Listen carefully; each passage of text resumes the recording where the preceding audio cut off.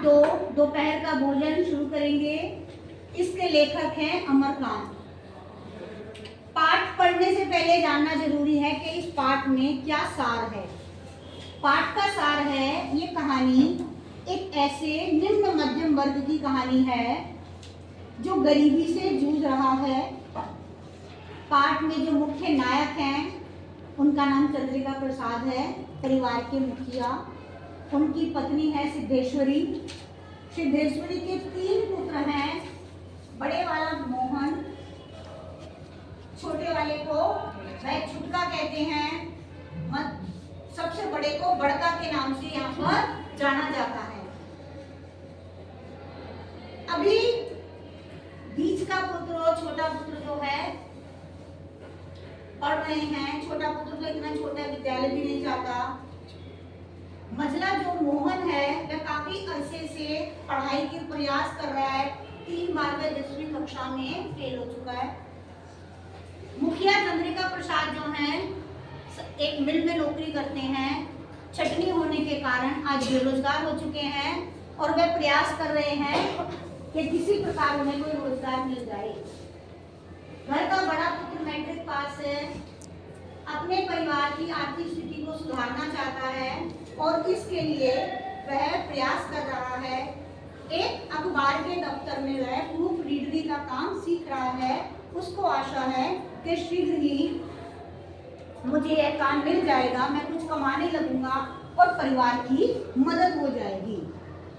ये वो परिवार है जो टूटने के कगार पर है, क्योंकि अगर परिवार की आर्थिक जरूरतें पूरी नहीं होती हैं तो अक्सर देखा गया है परिवार टूट जाते हैं, बिखर जाते हैं। ठीक है, इसमें कुछ गलत है? परिवार के मुखिया का क्या नाम है? परिवार के मुखिया का नाम बताइए। अभी बताया आपको मैंने, आप बताइए। चंद्रिका प्रसाद। चंद्रिका प्रसाद की पत्नी का नाम बताइए। हाँ जी भाई साहब, आप बताएंगे? बताइए। कृष्णा। चंद्रिका प्रसाद की पत्नी का क्या नाम है? हाँ जी, आप बताइए। अमरकांत हमारे लेखक हैं। चंद्रिका प्रसाद की पत्नी का नाम क्या है? वास्तव में इस कहानी में चंद्रिका प्रसाद नायक नहीं है, उनकी पत्नी नायिका है। पूरी कहानी उसके आसपास ही घूमेगी। हाँ जी बताइए, नाम बताइए। सिद्धेश्वरी देवी। बहुत बढ़िया, ठीक है। अब अभी बताया था परिवार टूटने के कगार पर है। क्यों टूट रहा है परिवार? क्योंकि परिवार में क्या नहीं है, एक वक्त की भोजन की व्यवस्था नहीं हो पा रही है। परिवार का मुखिया करना तो चाहता है, रोज नौकरी ढूंढने निकलता है और रोज हताश निराश होकर वापस आता है। लड़का कोशिश कर रहा है कि हालात सुधर जाएं, इसलिए वह किसी अखबार के दफ्तर में प्रूफ रीडरी का काम सीखता है, लेकिन अभी तक उसे कोई काम नहीं मिला, इसलिए वह भी परिवार की मदद नहीं कर पा रहा। मझला बेटा मोहन जो है वो क्या हो चुका है, इन हालातों से उकता चुका है, इसलिए वह प्रायः परिवार में केवल उसी समय आता है जब दिन के भोजन करने का समय होता है।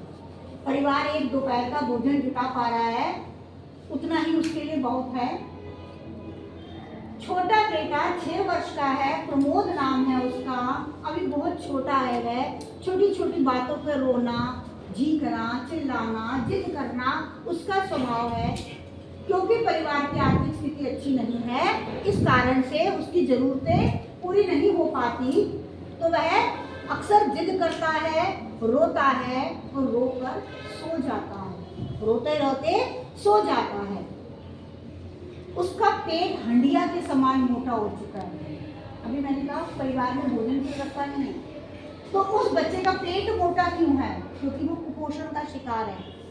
पेट हंडिया की तरह मोटा है, हड्डियां छाती की उसकी दिख रही हैं, हाथ पैर सूखी ककड़ियों के समान है। ककड़ी में मॉइस्चर होता है, मॉइस्चर निकाल दिया जाए, नमी निकाल दी जाए, आप भी फ्रिज में रखते हैं, 5-7 दिन हम रख कर भूल जाते हैं, उसकी नमी खत्म हो जाती है तो वो क्या हो जाती है, बुस जाती है, सूखी हो जाती है, बेजान हो जाती है। तो उस बच्चे के हाथ पैर बिल्कुल उसके समान है। अब मुख्य बात हमें करनी है जी सिद्धेश्वरी। ये सिद्धेश्वरी देवी कौन है? निम्न मध्यम परिवार का है। ये कोई नौकरी नहीं करती, कोई व्यापार नहीं करती, ये घर को चलाने वाली गृहिणी है। अब ध्यान रखेंगे कि गृहिणी मैंने क्यों कहा, घर को चलाने वाली गृहिणी है। गृहिणी का क्या कार्य होता है? परिवार के सदस्यों की जरूरतों को पूरा करना, घर में जितनी भी इनकम है, जितनी भी आय है, उसके अनुसार जो व्यवस्था हो सकती है उसको पूरा करना, और परिवार के सदस्यों को जोड़ के रखना। अब ये जोड़ के रखने से क्या मतलब है हमारा? जब हम संपन्न होते हैं तो हम सभी एक दूसरे से भावनात्मक रूप से जुड़े होते हैं, ठीक? कई स्वार्थों से जुड़े हैं, कई भावनाओं से जुड़े हैं। लेकिन जब हम संपन्न नहीं हैं, घर में इतना संकट है रुपए पैसे का कि एक वक्त का रोटी निकालनी मुश्किल हो जाए, तो आदमी क्या सोचने की कोशिश करता है? इससे बेहतर तो मैं अलग ही कुछ कर लूँगा, मैं अपना अलग ही गुजारा कर लूँगा। वो इस परिस्थिति में भी परिवार को जोड़े हैं, और वह परिवार को जोड़ने के लिए क्या कर रही है? वह समय समय पर क्या करती है? झूठ बोलती है। अब तक हमने सुना था कि झूठ बोलना क्या है, अपने आप में एक गलत कार्य है, ये सिखाया गया। लेकिन यहाँ वो बात पे झूठ बोलेगी। जैसे पति से बोलती है